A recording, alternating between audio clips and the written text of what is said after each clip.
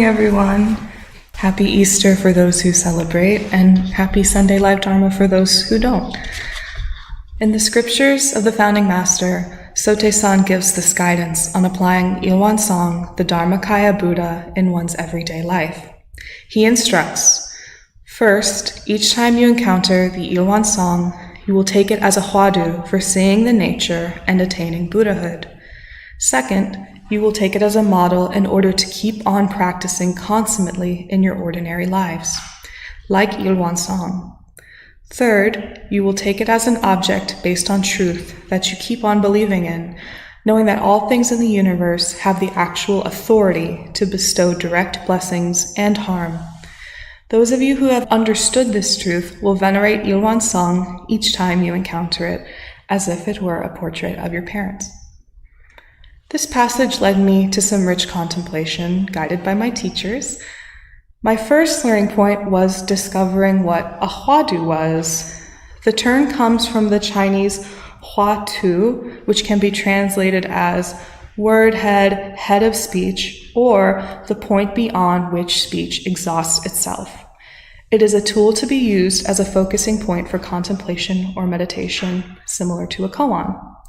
In this way, when we become aware of meeting Ilwan Song in our daily lives, we are instructed to allow that encounter to focus our perspectives on our true nature and our path towards Buddhahood. The second instruction addresses where we can meet Ilwan Song. The Founding Master says that we should take it as a model to practice consummately in our day-to-day lives, like Ilwan Song. This informs us that Ilwan Song is not only the picturesque symbol of the golden circle above our heads on the altar, but something that permeates every facet of our lives, from the mundane to the sacred. If we seek it, we can find it in everything, just as we can find opportunities to develop our practice everywhere if it is an ever-present ambition in our minds. Thirdly, the Founding Master instructs us to take Ilwan Song as an object based on truth that you keep believing in, knowing that all things in the universe have the actual authority to bestow direct blessings and harm. We can take Ilwan Song as a confirmation of our method of practice when we encounter it. We can recognize the interdependence of all things in the universe through the lens of Ilwan Song, understanding that all manifestations of this symbol are subject to cause and effect from us and upon us. This liberates us from reliance solely on faith to drive the nature of our practice. While faith is a crucial tenet to our path, we must use our observing mind to frankly assess whether our notions about the world around us, physically or spiritually, are supported by evidence. Our faith plants the mind seed to practice looking for Ilwan Song, but our encounters with Ilwan Song are the evidence we are seeking for our most fundamental beliefs. Because we can see the embodiment of our faith in the observable world, it allows us to maintain a mind of discernment and faith, rather than one without the other. These are all very important teachings, but it was the final sentence in this passage that caught my attention. Venerate Ilwan Song each time you encounter it as if it were a portrait of your parents. It feels out of place. Contextually, this passage falls among other explanations of what exactly Ilwan is, how to practice it, and how it is the same or different from the Buddha.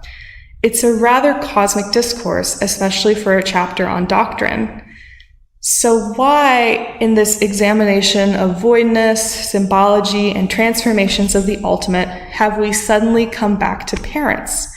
Why not venerate Ilwan Song as if it were the Buddha? This was odd and fascinating to me. I was also drawn to this analogy because of my own experiences with my parents. There's a saying, "You can never go home again," which describes the feeling of visiting a place with fond memories of a bygone time, like a childhood home, and finding that those memories cannot be relived. You can return to the physical place and even see the same people, but the childhood associations with home have changed. The place itself has changed, you and your family have grown older, and your relationships have changed. The vibrant haze of your childhood perspectives has been replaced by a different kind of understanding. I think a lot of us who visit aging parents have experienced this feeling. It's a unique kind of familiarity, one of both comfort and poignance. I love going home and experiencing the unspoken understanding between me and my parents. In adulthood, I have become more keenly aware of the influence they have had on my concepts and values. My mother is deeply affectionate. She's the kind of person that makes you feel comfortable and you feel comfortable crying in front of her. Her unshakable optimism, selflessness, and empathy have been a powerful model for my own choice and action. My father is more empirical, with a staggering intellect and a dry wit.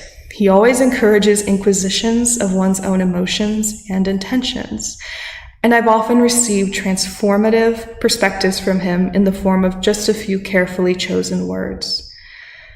As I've grown older, my parents have remained my mentors and caretakers, and the wisdom of their lived experiences has aided my own wisdom. They have also become peers in some respects. We navigate life's ups and downs with a sense of mutual support. It's unlike any other relationship in my life, and like any unique thing in my life, I appreciate its beauty with a sad awareness that it will someday end. My parents are both getting older. They are less mobile than they used to be, and they get tired sooner.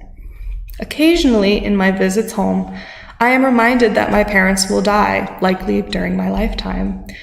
I am comforted by Dharma and the knowledge that my parents will not be annihilated by death, but still, I know that it won't be the same. I have become more aware in these visits that one day I will have only their portraits to venerate and not their personhood. One morning, a few months ago, I was really struggling to meditate. Has anyone ever felt like that? My mind was overly active with worries, and I became very frustrated. A defeated thought arose. How can I hope to touch my true nature if I can't even settle my mind for 10 seconds? I reminded myself of the impartiality of true nature in that moment. It isn't something to be found, it's something that already is. True nature doesn't care if my mind is overly excited or deeply weary. It's there to come home to.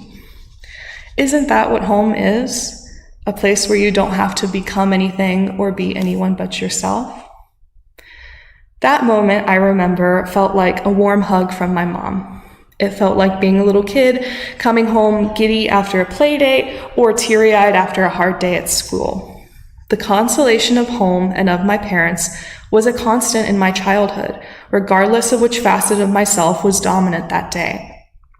There's a warmth, a wisdom, and a beneficence in my memories of being a child and feeling the comfort and acceptance of my parents.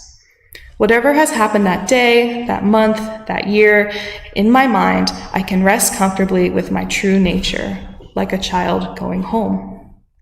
Like a child, giggling or crying, running to the arms of their parent, there need be no pretense, no explanations, just comfort. True nature, after all, is not only apparent in the metaphorical sense, but apparent in a true sense to all sentient beings. And like a parent, it is not restricted purely to the myriad forms, but remains present as forms cease. Perhaps that's why Sotae-san used the analogy he did. My parents are not their portrait, and Ilwan Song is not my true nature. But when I venerate these representations, I am not only acknowledging what they directly symbolize, but reminding myself that there is no me without them. When my parents pass away, I will miss their form, but I will know that I am their continuation. I am another face of them, and I carry the fruits of their collective wisdom and care with me in the way I live my life and the way I will honor their memory. True nature is the same way. When I am not in samadhi, or I can't speak with a spiritual teacher for a long time, or even when I die and lose my consciousness, I will still be one of the many faces of Ilwan. The people and things that nurture us to wholeness cannot be truly destroyed or obscured. When you look mindfully, you will see them in every aspect of your life. So, I now feel comforted and honored to venerate Ilwan Song as a parent. When I do this, I am reminded that I actually can go home again whenever I want to. Thank you.